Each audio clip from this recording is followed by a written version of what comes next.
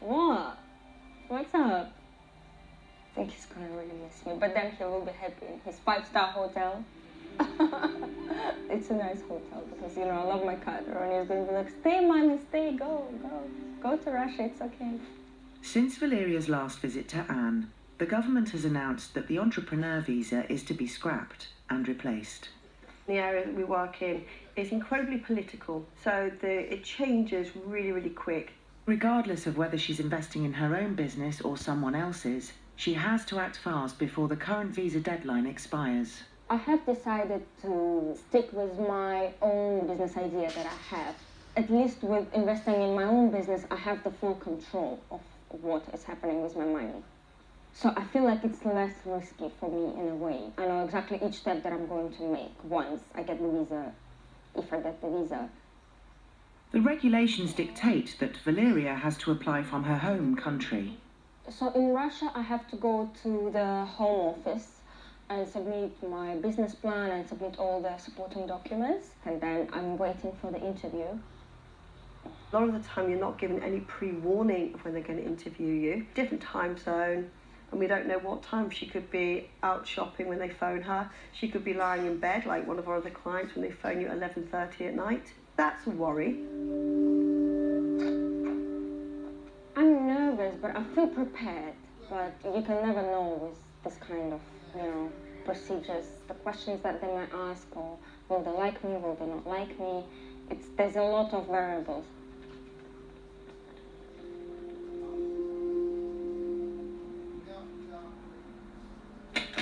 Rashid Ahmed. Hi. Hi, come on in. You know the way.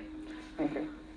If they go to a hospital, immigrants are supposed to be billed for the services that they receive.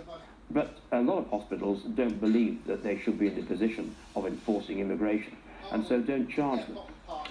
Dr. Louise Langmead has been treating Rashid for free on the NHS for the past 4 years.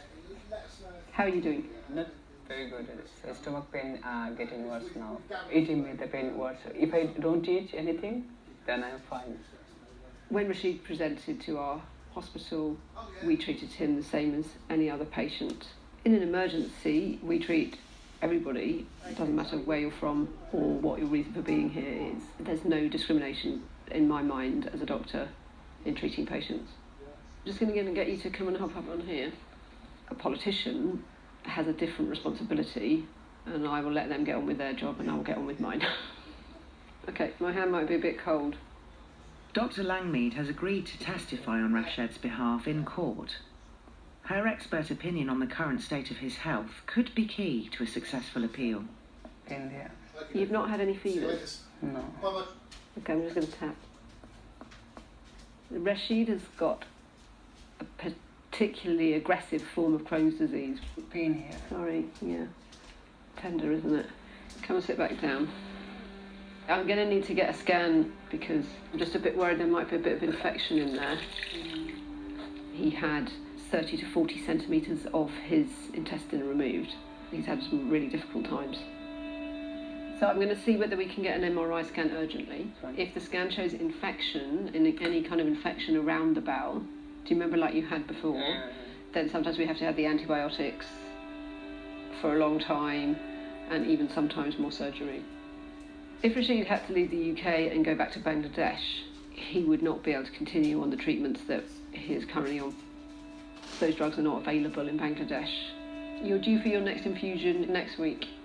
The chance of him having a long life are by far higher if he remains here. I think we need to decide what to do next. Just because I'm worried about you now, we're not really winning. If I don't get treatment, then my death is confirmed. My death will be like painful death, slowly. That's why I should stay here for this treatment. It'll be all right. We'll make a plan. We'll get things moving forward. But I think it's important to do it now. We can't wait around. So it's good that you came today. All right? Yeah. Okay. Thank you, Doctor.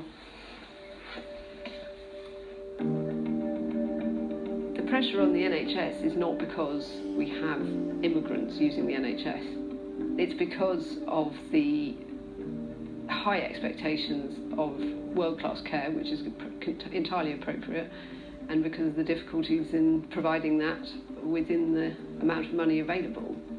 There's a conflict between expectations and sustainability, but that doesn't necessarily mean morality needs to be conflicted.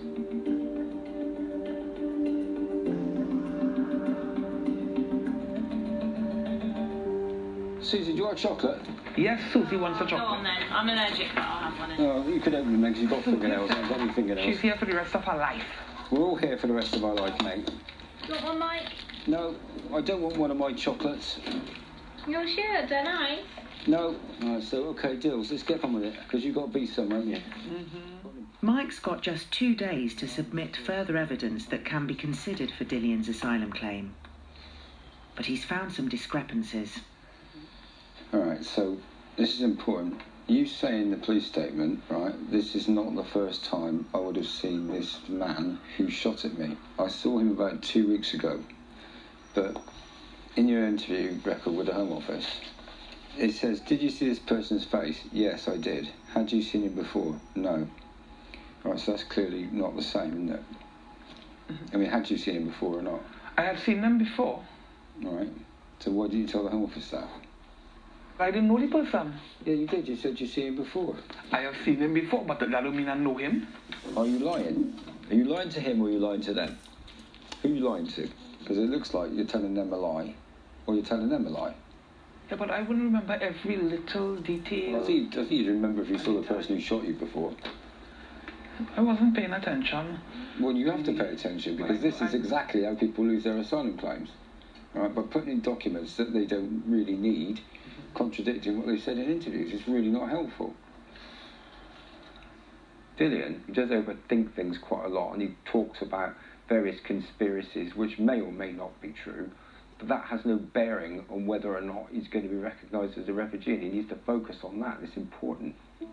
We've got a witness statement here from your mother. What you say happened on the 8th is impossible compared to what your mother says, okay? So it doesn't work. So one of you's wrong. The other thing is, how is she able to remember these things so well? I mean, that's unbelievable. Dillian, it's quite clear to me, you've been on the phone to your mum and you've coached her to do this. Yeah? Oh yeah? You don't like it? No, I'm just saying. You don't like it? You wait till the man gets hold of you. You wait till you're in court. You wait till you're cross-examined. All I'm doing is asking the questions that they are going to ask. I'm not doing this for my health. I'm doing it for your benefit. So what you say can't be true. Or what she says is wrong. I don't know. Yeah, no, you do know. This is the whole problem. You really do know. That is what I gave. I gave what happened. Now look, what is the truth? People keep doing this. Friends and family will go scouting about looking for documents, or will provide documents if they ask them to, because they're desperate and they need them, they think. They don't. It just makes it worse. Your credibility depends upon whether or not you can give a consistent, that means the same, account. There's loads more of this. Mr. Johnson was shot in his right hand. That's not good, is it? These badly don't agree. I'm trying to win this, and all you're doing is making you lose. Because honestly, I'm getting tired. I'm walking through mud here, trying to find out what's going on. I spent hours and hours and hours poring over all these things, only to find that none of them add up.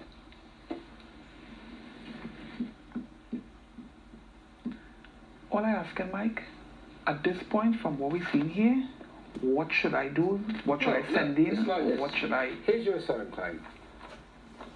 Hi, my name's Dillian.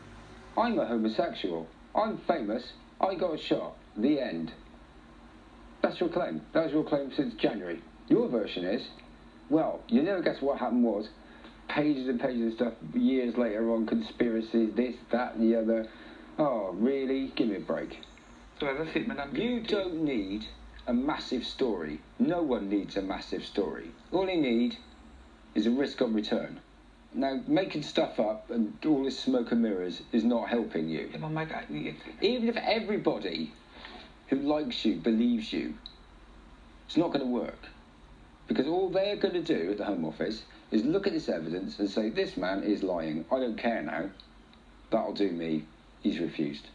You could still have a bullet wound and still lose because this is not believable. All right, and I'm tired of it. I just want to scream, honestly. Really? I wonder how that feels. Can we get it done?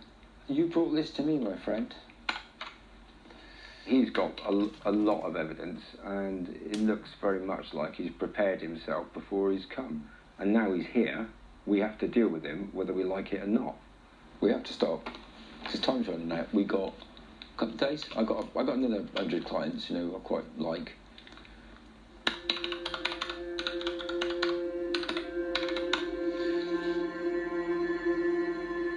I think the Home Secretary is on the right lines. We need to identify, both from the European Union and outside, those immigrants that we need and should welcome.